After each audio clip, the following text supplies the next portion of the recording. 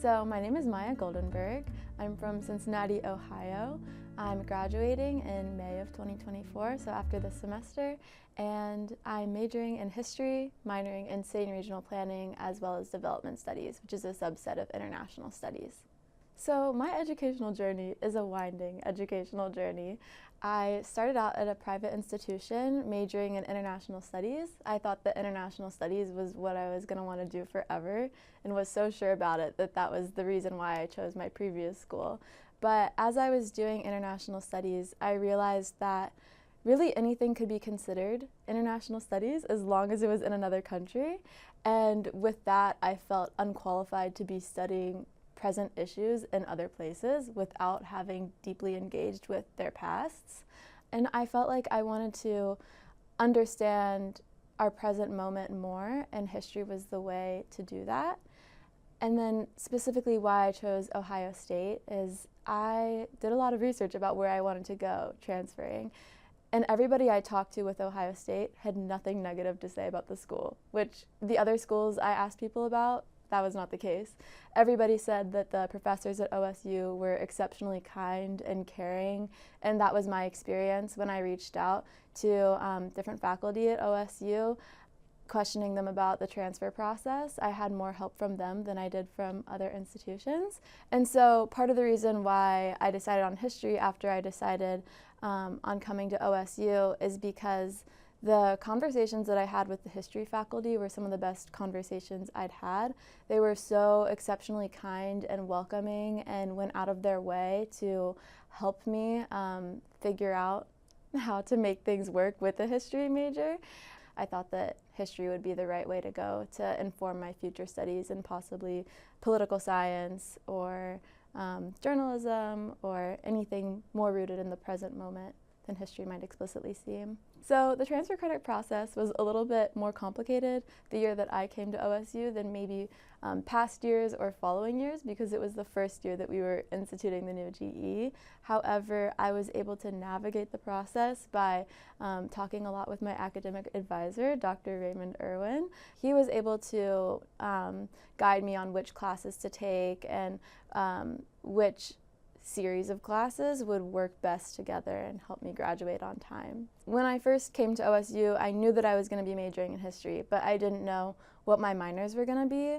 And my minors came along largely with classes that I decided to take as part of the GE. They helped confirm that I, in fact, did want to continue studying international studies, but in a specific way, which was development studies. The good thing about the GE is that it allows you to further explore other possible interests, and my possible interests ended up being my minors. The new GE has resulted in the creation of some 4 credit hour classes, and those classes often encourage cross-disciplinary learning. So I'm currently in a class that is an art history class, but it's also a development studies class. One of the professors is a film studies professor, and the other professor is a geography professor. So we're looking at the way that development is framed in film, and I think that it's a perspective I wouldn't have been able to get without the new GE having been created.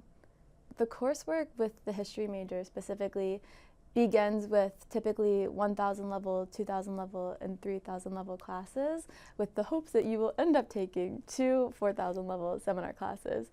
And I began with 1,000 level and 2,000 level classes. Those classes helped me learn how to read in a more purposeful way. Instead of reading every single word of a document, you're able to find which things are important, and that's a skill you really need, especially if you're interested in possibly going to law school, which is what I'm considering for a future path. Those classes also help you with the skills of writing. You do a good amount of writing in the 1,000, 2,000, and 3,000 level classes, and then also research. And the good thing about those classes is that the papers are typically smaller than the papers in the 4,000 level classes, and so the lower level classes help hone your reading, writing, and research skills so that you can further perfect them in the seminar classes. So I feel like I've really perfected those skills through the history major sequence. I think the most important knowledge I've gained from majoring in history is every class I've taken has changed my worldview in some way or another.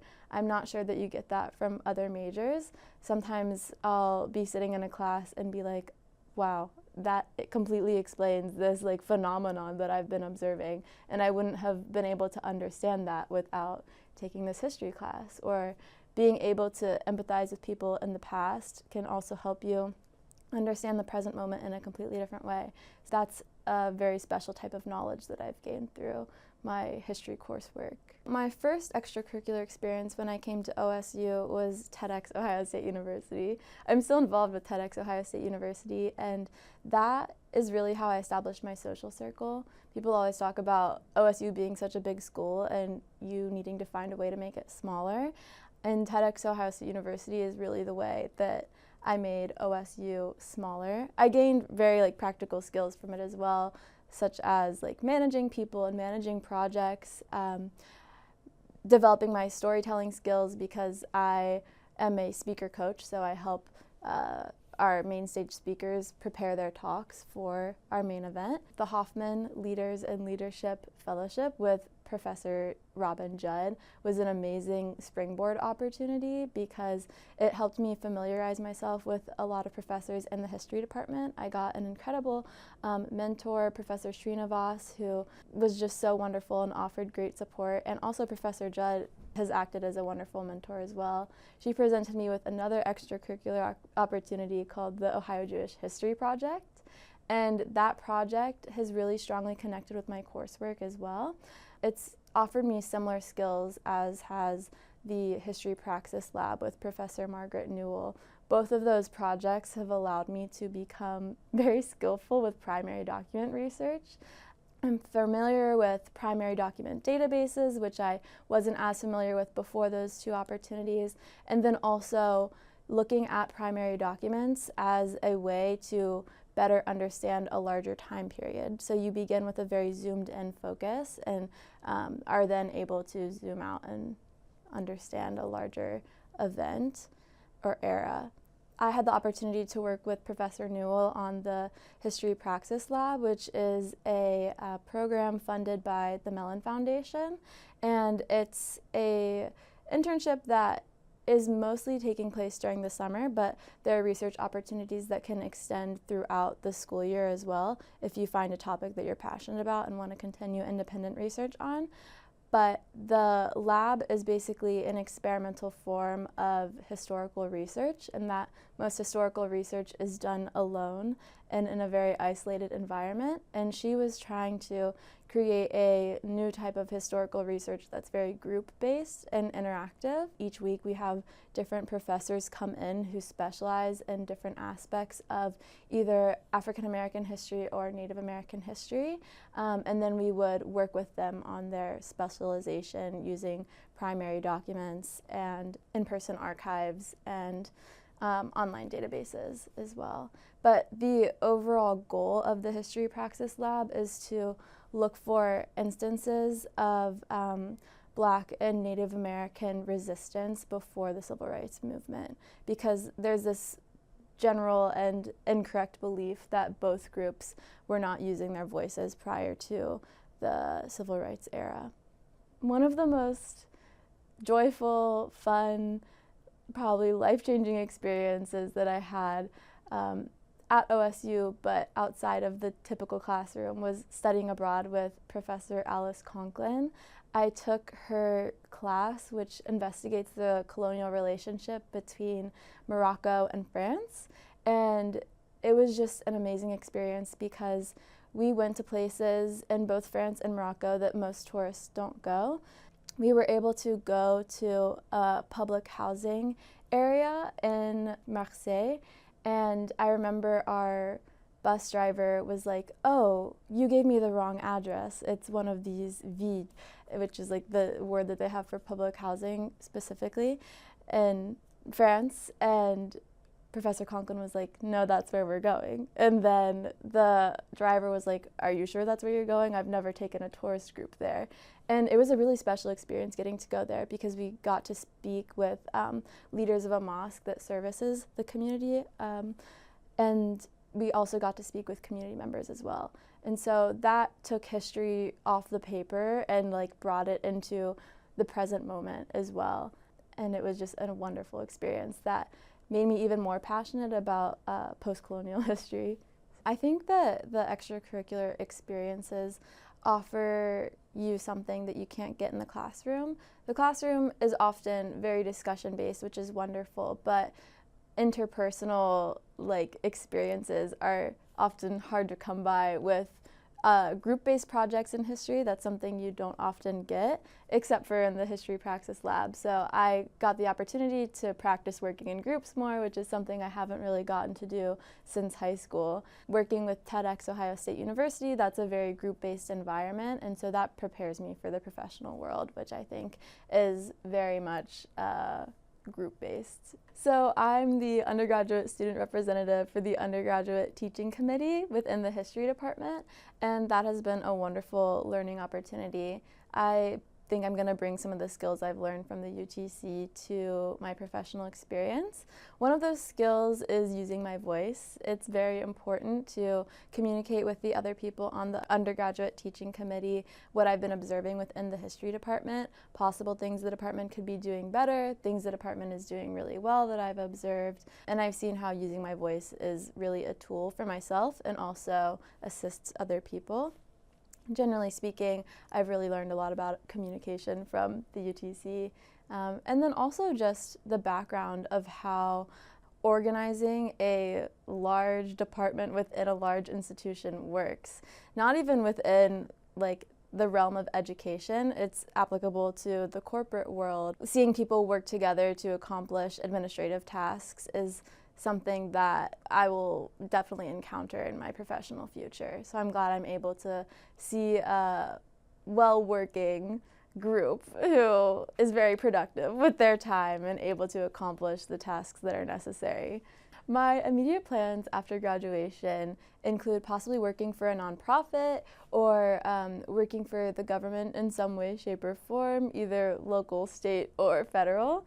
I'm currently applying to jobs within both of those realms, but my goal is to figure out what my passion is beyond history.